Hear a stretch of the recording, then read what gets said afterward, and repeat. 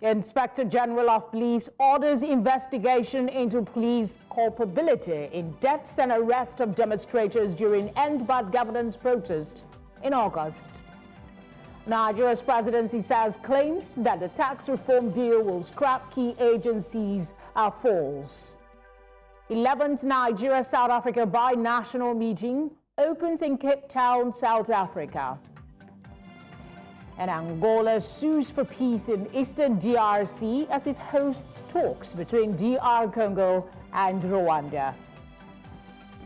Thank you for joining us. I'm Felicity Ezewike. Let's begin by telling you that the Inspector General of Police, Kayode Egbetokun, has ordered an investigation into allegations of Nigeria police force culpability in the deaths and arrest of protesters during the August End Bad Governance nationwide protest.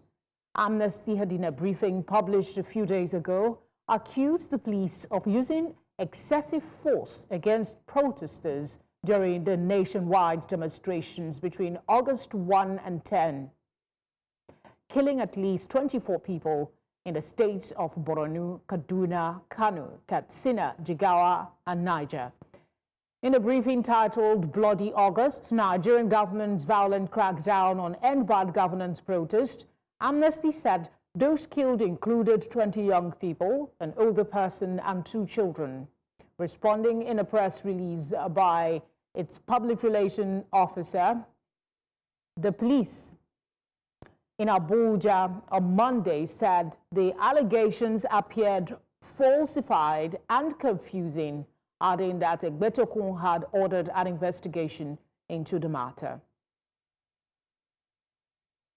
To discuss this, we're joined by member organizing committee End Bad Governance Movement, Lagos State Chapter, Taiwo Hassan. Taiwo, thank you for giving us your time. I would expect that it's a pleasure to have you. I would expect that the Amnesty report did not come as a surprise, but did you expect the response from the police? It does seem like they are speaking from both sides of the mouth, refuting allegations while ordering an investigation. Well, I think that we have to commend the Amnesty International for that very remarkable report. And regarding the response of the IGP, I think that the IGP completely missed the memo. The Amnesty International specifically called on President Bola Ahmed Tinubu to constitute an independent probe and investigation.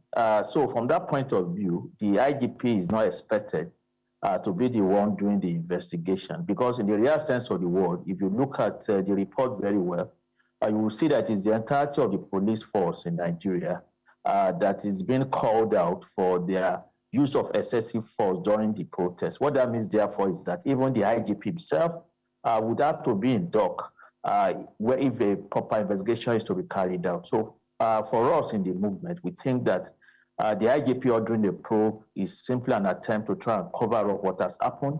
Rather, we think that the IGP needs to step aside so that a proper and comprehensive and independent probe can then be done to unravel what happened. Isn't that you being overly ambitious, expecting the IGP to step aside for an independent investigation when a statement has been issued stating on one hand that the police acted professionally? This is the public relations officer. This is the IGP. Do you expect that such a statement will allow for a proper investigation? I mean, indications from the statement will show any proper investigation. I mean, that is exactly what I'm saying, that already the police is already showing signs that if the investigation is left to them, nothing will come out of it, because right there you have the... Yes, I'm actually talking about you saying that maybe the IGP should step aside. Do you think that is possible at this time? If we are serious about a serious probe into what happened, then it is possible, because, you know, it is clearly known, according to the principles of natural justice, that you can't be a judge in your own cause. If we really want to know what happened during the August protest, if we want to bring to justice those, you know, who have carried out these very terrible crimes against humanity, then we have to, you know, develop the confidence and courage to ask the IGP to step aside so that a proper probe can be done. And don't forget that the issues we have with the police regarding their protests is not just about the report of the Amnesty International. I mean, for instance, we in the movement in Lagos State and in the Youth Right campaign, we have evidence to support allegations of torture, against the IGP himself and the men working under him, like within the Inspector General of Police Intelligence Response Unit, which answers directly to the IGP.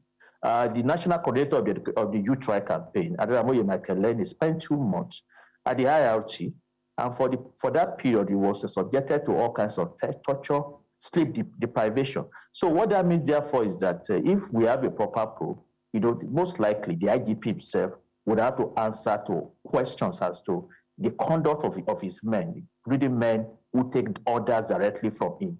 Don't forget the case of the 76 children who were brought to court sometimes last month, who were malnourished, who have been clearly tortured. That happened while they were in the custody of the IRT. So what I'm trying to say, therefore, is that the IGP is directly, connected to all of these allegations of crimes against humanity. So he has to step aside. Taiwo, I'm jumping on the part about those malnourished children that were brought to court. They were being sued by the federal government, right? And you're also expecting that this federal government will, call the police, go with the Amnesty suggestion that they should call the police to account for their conduct during the protest. Do you honestly expect an independent investigation from the federal government of Nigeria? And if you do, how expeditiously will it be carried out for justice to be seen to have been done? I mean, you are very correct that it's impossible to expect that the federal government will do the right thing in this case. And that's why what we have to demand for right now is an independent probe panel constituted by, members of civil society, the media, the trade unions, in order to, try and ensure that none of the issues that have cropped up during this protest, are covered up. Because we also have the experience, for instance, of the EndSARS protest 4 years ago, where judicial panels that were set up across the country, many of their recommendations were not implemented up to now. Even in Lagos State, for instance, what happened in Lagos State was what you would call executive rascality, because the panel actually made, a lot of findings that indicted, the Lagos State government, the army, and the police. But instead of carrying out the recommendations of the panel, Lagos State decided, to do a white paper, of the report of the panel. And in that process, watered down, the findings of the panel, began to cherry pick the findings of the panel. So you are very correct that, the government cannot be trusted. And that is why what we should be talking about now is that civil societies, the trade unions, the media needs to come together to set up, and constitute a democratic and independent probe in order to unravel, the truth of what happened, identify those who are directly responsible to these crimes against humanity, and then recommend them, for sanction and for prosecution. But even when we say that, we still have to insist that the IGP cannot be seen to continue to occupy that office when over the past 4 or 5 months, we have had several accounts of misdemeanor, either by his men or men that are directly linked to him in the discharge of their duties. It is just completely crazy and completely unpalatable and disgraceful, that the IGP continues to stay in office when you have these different accounts of what the police have been doing under him. So I will again repeat that our demand remains that he must step aside. The IGP needs to step aside now for a proper probe into the conduct of his men during the August protest to take place. The federal government has sued, even though that case has been taken out. Is there any indication that your members might likely counter-sue or sue on behalf of those who were victimized during the exercise? Are there perhaps any attempt at this? Well, in Lagos State, we are preparing to sue the Lagos State Commissioner of Police as well as his men, for their conduct during the August protest and also during other actions that we have had since August, including, their attack on the peaceful protesters on October 20, 2024, the EndSARS memorial at the Lekki toll gate, where about 22, peaceful protesters were brutally assaulted and arrested. So already we are preparing that. Most likely before Christmas, we are going to be giving the police a Christmas gift, which will be, a suit, challenging them, to come and explain why they violated our rights. And what we have to do now, of course, will be to see how the demand of Amnesty International regarding, the probe into the allegations against the police nationally, how that will be received by the federal government. And I'm sure that if within a reasonable length of time, there is no positive response from the federal government regarding, constituting an independent probe panel, then obviously we'd have to consult our lawyers and see whether we can explore other options, including suing the Nigerian police and the army. Yeah. Taiwo, I'm sure if there is any further development, we will be speaking with you again. Thank you for giving us your time. Yeah, thanks for having me. Traders accounted their losses at the popular Trade Mall estate in Abuja after a market in the estate was completely destroyed by fire. According to eyewitnesses at the scene, the fire started from a sparking bulb in one of the shops, which gradually escalated out of control and turned into an inferno. Our correspondent, Joshua Imarai, was at the market and filed this report. The early morning fire that engulfed the market in Trade Mall, one of Abuja's popular estates, destroyed properties worth millions of naira. As traders were seen trying to clear the debris and salvage anything of value, an eyewitness spoke to News Central Television, describing the suspected case of fire. Actually, I was in my shop. I was sleeping. It was around 3 o'clock in the night. So I hear my guys, my people where they stay together there, because almost the guys where they stay for their shops because of insecurity. So as I hear the shout, they are saying, break that place, break that. I was thinking of thief. So as eventually I come out, I discovered that it's fire for one of Bendo shop down. From the report, there is no casualty. But as you can see, the properties reaching, let's say, about some millions of naira were lost from here. For traders here in Trade Mall Estate, the case has been the one of tears, loss, and agony. On my right-hand side are kegs of ground oil that is valued at 100,000 naira in the market. And on my left-hand side are tubers of yam, kitchen utensils, and bags of rice that has been damaged by the fire. The big question remains the same. Who will come to the aid of these traders who have lost their entire livelihood to this inferno? The labor I've been laboring for so many years. I could not bring any pin out. It's so devastating. I just talk, preparing for Christmas sales. I'm not able to bring anything out. I'm down to zero. All my 3 shops, I didn't bring anything. I did more than 20 million in that shop. I don't know where I will start. I don't know. In only one shop, you cannot make a step to that shop. My plastic shop, I just go market for Suleja. Maybe Suleja people, if they are hearing me, they will know I go market on Thursday for Suleja. I stored there. I never said anything. Everything is stored there. 3 freezers, many things. I don't know. The tears on the faces of those affected tell the story pervading the atmosphere. Some of the traders are calling on government and well-meaning individuals to come to their aid during this trying time of need. In Abuja for News Central, I am Joshua Imarai. Sad and unfortunate. We do hope to get some reprieve.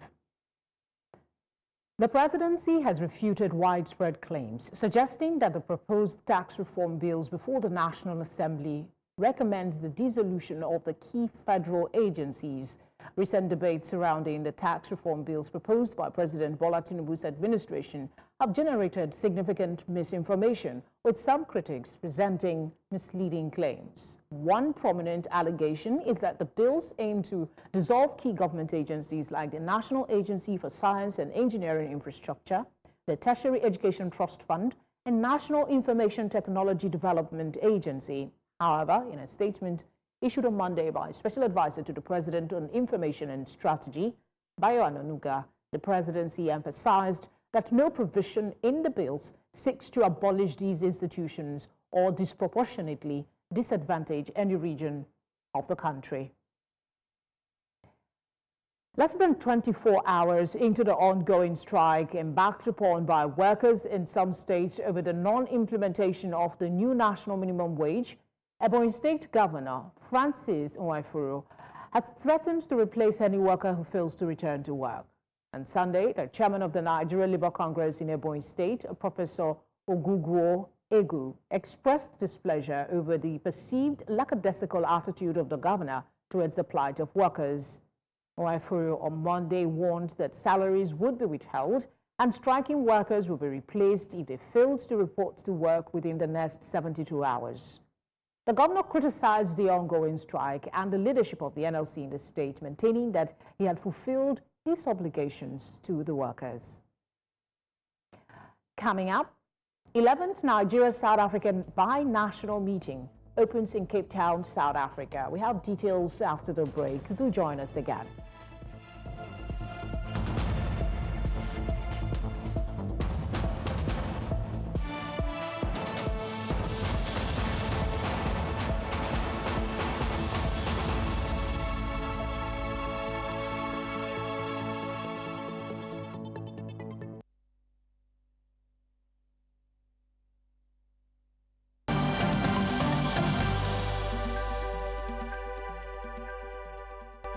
You've just joined us, you're watching Tonight. A reminder of our top stories. Inspector General of Police orders investigation into police culpability in deaths and arrest of demonstrators during End Bad Governance protest in August. Nigeria's presidency says claims that the tax reform bill will scrap key agencies are false. 11th Nigeria-South Africa bi-national meeting opens in Cape Town, South Africa. And Angola sues for peace in eastern DRC as it hosts talks between DR Congo and Rwanda. Swiss cement giant Holcim has announced plans to exit Nigeria. The company, which holds an 84% stake in Lafarge Africa, is set to sell its shares to China's Holcim Cement in a $1 billion deal. A statement by Holcim says the sale aligns with its strategy to streamline its portfolio and focus on high-growth regions. There are concerns about the decision, which is the latest in a growing trend of multinational and local companies shutting down or relocating operations in Nigeria.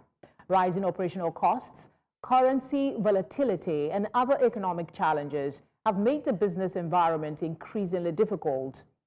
In the first half of 2024 alone, at least 5 major companies exited the Nigerian market. These include Microsoft Nigeria, Total Energies Nigeria, PZ Cousins Nigeria PLC, Kimberly-Clark Nigeria, and Diageo PLC. The exits highlight ongoing issues in Nigeria's economic climate, which has seen companies grappling with fluctuating exchange rates and escalating costs of doing business. Let's get some perspective on this. We're joined by economic analyst Olusegun Okunade. Olusegun, thank you for joining us. In the past 1 year, Nigeria has experienced the exit of several multinational corporations. What in your view are the key economic factors contributing to their exit? Felicity, good evening to all our viewers across the globe. Thanks for the opportunity to be here this evening. In response to your question, we've seen a lot of multinational exit the company. And if I pick from the preamble that you shared while you're talking to the exit or the exit of Holcim, in the cement industry. It's brought down to issues like one, the volatility of foreign exchange. You and I know where we are this time last year and where we are today. And it has become pretty difficult for one to have a forecast of what business will be in the years to come. Before now, as a finance person, you understand that you can have projection for a year, 3 years, 5 years projection. Well, these are actually the main ideal things that should have happened, because you can sleep and wake up the next day to hear about key indices that influence the operation of an organization in the country. Also, the inconsistency on the path of government policy at the monetary level, if you allow me to come from that perspective, has also created a lot of problem for some of these multinationals. It's been pretty difficult to compete favorably with other counterparts in other regions, even within West Africa, because of continuous increase in interest rate, brought down to the fact that they intend to curb inflation, of which we have actually spoken that it is not of necessity that you should continually increase this if you must tame inflation. There are other parameters when you speak to how do you curb the level of insecurity that we are currently faced with in areas where you need to even have access to raw materials. How do you also mitigate the problem of the non-state actor in having access to some of the natural resources that are supposed to contribute, in big space to the economy of the country? So if you ask me, the exit of some of these organizations are quite disheartening. Leaving to a neighboring country is alarming. If you come to the Swiss cement giant that is actually yielding to a Chinese company, I have my reservation, and this is personal. You discover that the way and manner some of these Asian countries penetrates into our market, and over time, kind of dislodged the local base of our organization is what is so worrisome to me. At this point, I feel for some of these. Do you truly believe that the government will allow such infiltration and watering down of our local industries in the long term? Because that looks to be the plan. Yeah, well, because of the few things we've seen in time past from the regulators not adhering strictly to some of the rules of engagement when those people come on board, it's alarming to me that you might see them filtering into businesses and collapsing the structure of the local organization. We have the rules, we have the laws that actually protect the local content. But our major problem is following through to make sure that people adhere to some of these laws, and also consequences when you derail from what is supposed to be. That's actually just my fear, because we've seen few penetration of some of these Asian countries, organization into our system, stiffening the operation of the local businesses in carrying out what is it. Because one thing you can't take away from them is they have access to free funds, which is pretty difficult on the part of an average local organization to compete with them. As a matter of fact, they have access to funds in trillions of dollars without so much interest rate. And you, as a local person, have to contend with the interest rate within your country. So how do you compete favorably in terms of making some of those businesses to grow? So these are my worries and my concern. You see, if the European-based countries are exiting, it's worrisome to me. If they are the one coming in, they understand the ideals of business and how to follow through with engagement. But my fear is always there with some of these Chinese. We understand the plight of their expertise, but when it comes to align with the rules of engagement, most of the time it's pretty difficult, because they feel they have the finance to actually make things go their own way in all that they do. Yeah, quickly, I just want to get your thoughts on how do we marry this exit of companies from Nigeria with the president's assuming global efforts to try and bring investors into the country with fluctuating inflation and all kinds of economic policies that people are saying are breaking the backs of businesses? Yeah, Felicity, my perspective to this is, I've said it times to that number, that Mr. President needs to look inward to see how much we can do to stabilize our economy and also make the environment more conducive for businesses to grow. You see, my ideology about things is when you put your things in the right perspective, the businesses will look after you, because an average businessman actually wants a safe environment where he can actually carry out his business, and with consistent policy. How do you manage if you are coming in possibly to have access to doing business in the southeast, where you wake up every Monday without people going out, and you even try to make the attempt, you are there, or you want to go to the northern part of the region of the country where people are scared of moving even at night. I asked the question before now, people travel at night to get to some part of the country to carry out the business, and by the night of the other day, they are back to their base with their loot, even to sell. Can you actually carry out that as we speak? So I want to say that rather than Mr. President, we understand the plight that it needs to go, but it needs to stay, look inward to fix some of these things. I can tell you that the businessmen are out there to see where they can grow their investment, and they will always look for areas where it is very much safe, and also with consistent policy in which they can actually rely on over time to grow their businesses. Olusegun, thank you for speaking with us. Always a pleasure to be with you, Felicity.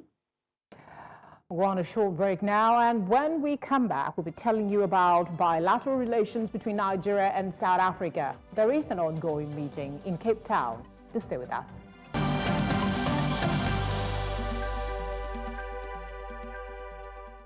Nigeria's Minister of Foreign Affairs, Bianca Odumegwu, speaking with News Central on the sidelines of 11th South Africa-Nigeria bilateral meeting held in Cape Town, South Africa. The meeting comes at a pivotal time for both nations as they seek to strengthen economic ties and enhance cooperation across various sectors. In her remarks following the meeting, the minister emphasized the significance of this bilateral engagement, highlighting the shared goals of promoting trade, investment, and sustainable development. The meeting provided a platform for both countries to address key issues such as technology transfer, infrastructure development, and tourism. We have always enjoyed great partnerships, oil and gas especially, and in looking towards the consular and migration issues, we had hoped to sign the MOU on early warning, but that, of course, will be signed next year in March when we host the political consultations in Nigeria. This is particularly important to our two nations because we want to ensure that Nigerians and South Africans continue to coexist harmoniously, and that if there are any issues regarding migration issues or consular issues, that these things can be resolved in real time to prevent any degeneration of good relations. So what we harp on is more meetings, greater commitment to ensuring that this partnership is sustained, and also that it's not just that we congregate and talk about these things, that we put in a very efficient framework for monitoring, for implementation across all the sectors. To security matters, troops of the Joint Task Force Northwest Operation Fasanyama have dealt a major blow to banditry in Zamfara State. In a fierce operation in Mari local government area, scores of bandits were neutralized while several others fled with serious injuries. According to a statement released on Monday by the coordinator of the Joint Media Center, Lieutenant Colonel Abubakar Abdullahi, the troops launched the operation following a distress call from residents and vigilantes in Yagaladima village. The attack occurred in the early hours of Sunday, prompting the military to spring into action. Troops quickly mobilized to the scene, engaging the attackers and restoring calm to the community. In a coordinated effort, the air component of Operation Pasanyama deployed aircraft to provide close air support, ensuring the success of the mission. Nigerians have been challenged to eschew acts capable of causing chaos in the society. This advice came from former head of state, General Yakubu Gowon, and former President Olusegun Obasanjo during the first ever interdenominational Unity Christmas carols and praise festivals in Jos, the capital of Plateau State. News Center's Chizoba Anyowe completes the report. What the Lord has done for me, it shall be permanent. It was the very first interdenominational Christmas carol organized by the government of Plateau State. It was aimed at enthroning peace in the state, following many years of violent attacks in and around Plateau. The event brought these elder statesmen together, including former governors of the state, irrespective of their sociocultural differences. Certainly it pains me so much that we've been having series of unfortunate incidences as if killing one another, whether you're a Christian, whether you're a Muslim, or whatever. Now that should stop. I hope that this will be part of the addition of the effort, of His Excellency the Governor to ensure that there is peace on the plateau. But let us say that it is not only peace on the plateau, peace in Nigeria. God gave us that commonality of nature. And He gave us commonality of aspiration. But then, my desire should not eclipse your desire. We have fought many battles. For many years, we have been at war with ourselves and have opened the floodgates for others to attack us. But the time has come, and the time is now, when we must come together as a people, united in purpose, and by the grace of God, we will get to that promised land. Some others believe this event is a step in the right direction, while calling for it to be sustained. Organizing this by government shows that the government first is ready to promote peace and tranquility, and also to unite the people. We have taken time to pray for Plateau, and this is the culmination of it. So it's a welcome development, and I pray that we'll continue to have this kind of communion annually. Other dignitaries present at the event included the First Lady of Plateau State, Helen Mutfwang, the Deputy Governor, Josephine Pio, Senator Jonah Jang, former Governor Joshua Darie, and other members of the Plateau State Executive. In Jos for News Central, Chizoba Anion. Still ahead, Angola to host peace talks between DR Congo and Rwanda. We have details after the break. Do join us again.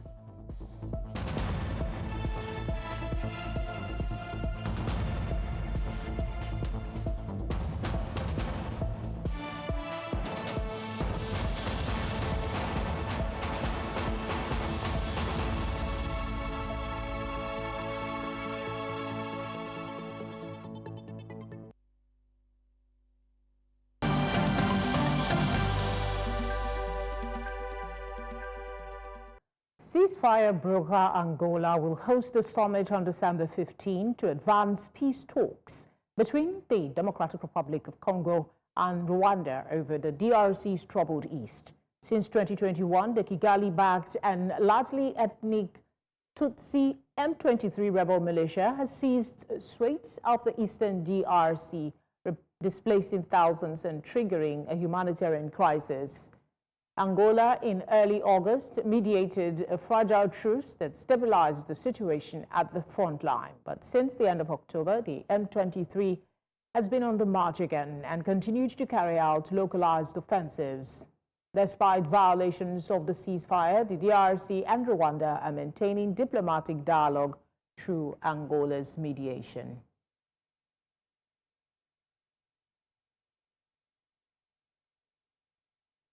Let's go over now to our business desk for today's business update.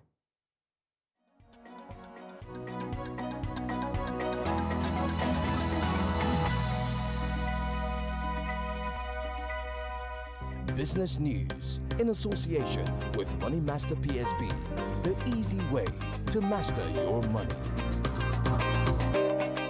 In business, Nigeria has launched a $500 million drought tranche Eurobond offering to bridge its 2024 budget deficit. The issuance includes a 6.5-year bond at 10.125% and a 10-year bond at 10.625%. This marks its first Eurobond venture since 2022. Proceeds aim to stabilize Nigeria's volatile economy amid low reserves and weak oil production. Settlement is expected by December 9, 2024. Similarly, Nigeria's Debt Management Office has opened subscriptions for December's federal government savings bonds, offering 2-year bonds at 17.483% and 3-year bonds at 18.483%. Subscriptions run from December 2 to December 6, 2024, with maturity dates in 2026 and 2027. Still in West Africa, the Bank of Ghana has reported macroeconomic stability supported by strong growth, improved confidence and stable inflation. It added that the third review assessment of the International Monetary Fund on the economy and on program implementation also reflected a positive assessment and led to a staff-level agreement with a $360 million disbursement anticipated in December, pending board approval. The central bank highlighted sufficient reserve build-up and currency appreciation as signs of progress, bolstering Ghana's economic recovery. In Southern Africa, S&P Global Ratings placed Transnet on credit watch, citing liquidity concerns and high debt servicing costs, while the South African state-owned entity retained a BB- rating. Operational underperformance and elevated capital expenditure remain challenges. Transnet Recovery Plan, approved in October 2023, aims to stabilize finances and improve operations, but analysts warn government support may be necessary to secure its future. And finally, Trafigura, a global commodities giant, is on trial in Switzerland over allegations of paying over $5 million in bribes to an Angolan official in exchange for oil and shipping contracts between 2009 and 2011. Prosecutors argue the company failed to prevent the illicit payment, while Trafigura insists its compliance measures met legal and global standards at the time.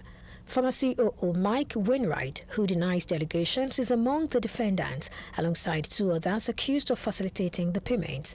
If convicted, they face up to 5 years in prison. The trial, a rare instance of corporate corruption reaching Switzerland's Federal Criminal Court, could result in Trafigura facing fines or penalties exceeding $5 million.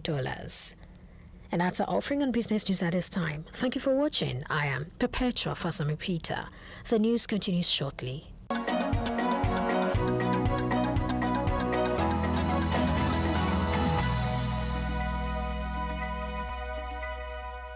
Business news in association with Money Master PSB, the easy way to master your money.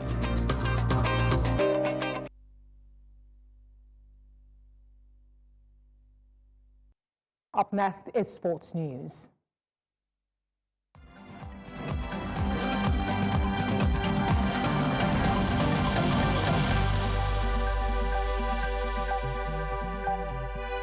Sports update brought to you by Corn Oil. Corn Oil, we go the extra mile. Nigeria's Super Eagles will regroup in Ikenne, Ogun State on Wednesday as they intensify preparations for the African Nations Championship 2024 qualifiers. Super Eagles head coach Augustine Eguavo invited a total of 30 players to camp, led by veteran Kano Pillars midfielder Rabiu Ali, and all are expected to arrive at the Remo Stars Football Club camp in Ikenne, Remo, where the team will train ahead of the first leg of the qualification fixture against Ghana's Black Stars. After missing out on the last two editions of the competition, the Eagles' technical crew faced the challenge of scaling the Ghanaian hurdle to qualify for the finals. The first leg will come up at the Accra Sports Stadium in Ghana on Sunday, the 22nd of December, while the second leg will take place at the Godswill Akpabio Stadium in Uyo on Saturday, the 28th of December. Ademola Lookman and other African stars were notably absent as FIFPro unveiled the final shortlist for the 2024 Men's World 11. Featuring 26 of the world's top-performing footballers.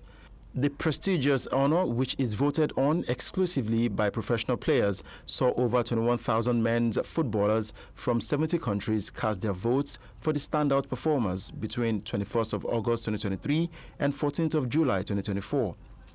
Ademola Lookman's stellar season in the Serie A had sparked hopes of his inclusion, but no Nigerian or African player made the cut this year. The list includes players from nations like Brazil, Argentina, and England. FIFPro have said that the World 11 will be announced on Monday, the 9th of December. Italian Serie A side Fiorentina have said that Eduardo Bove is currently awake, alert, and oriented in hospital after collapsing during a match against Inter Milan on Sunday. Fiorentina said the player had a quiet night before being woken up to speak with his family, club management, the coach, and his teammates, who all rushed to go and see him as soon as they heard the good news. The 22-year-old midfielder was taken to the hospital after falling to the ground in their Serie A home game against Inter Milan, but he regained consciousness in the ambulance before being put into a medically induced coma. It is the second incident this year of a player collapsing during a Serie A match after Roma defender Ivan Ndika collapsed during a Serie A game at Udinese. And that's a wrap on Sport Update. I am Udoka Njoko.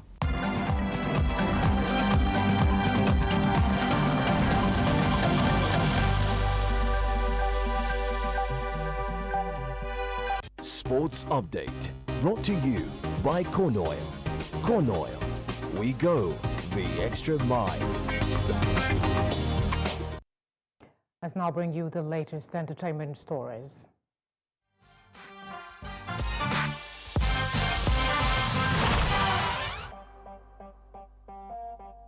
Entertainment news in association with Glow Unlimited.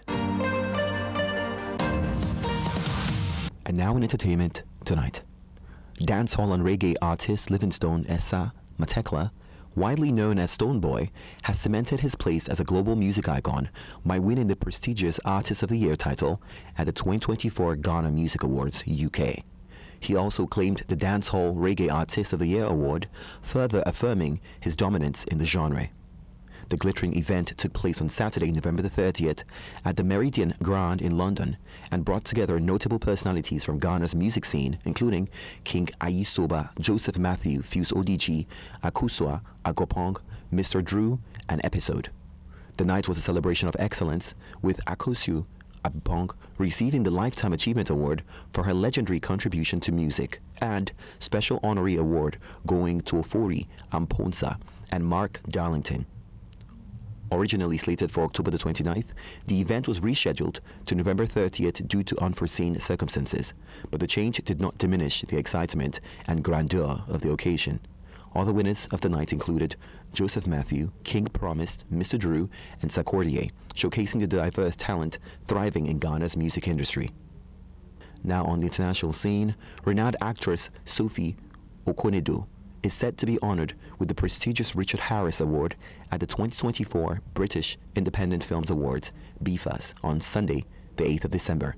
The award, which recognizes an actor's outstanding contribution to British film, places Okonedo among an elite group of past recipients including Judi Dench, Chiwetel Ejiofor, Daniel Day-Lewis, and Samantha Morton.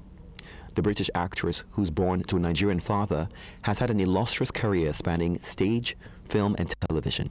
She earned an Oscar nomination for her standout performance in Hotel Rwanda in 2005 and won a Tony Award for her role in The Rising in the Sun 2014. Her work in British film has earned her 2 BIFA nominations for Skin and Dirty Pretty Things. The award, presented in memory of legendary actor Richard Harris, was praised by his sons, Damien, Jared, and Jamie Harris. In their statement, they commended Sophie's exceptional ability to bring depth and humanity to her roles.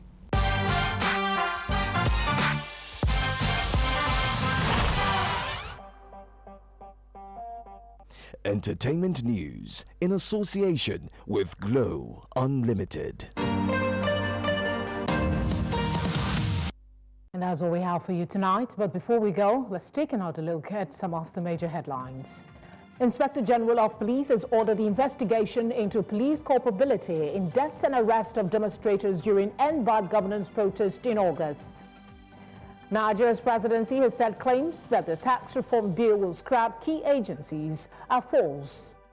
11th Nigeria-South Africa bi-national meeting has opened in Cape Town, South Africa. We also brought you news that Angola has sued for peace in Eastern DRC as it hosts talks between DR Congo and Rwanda.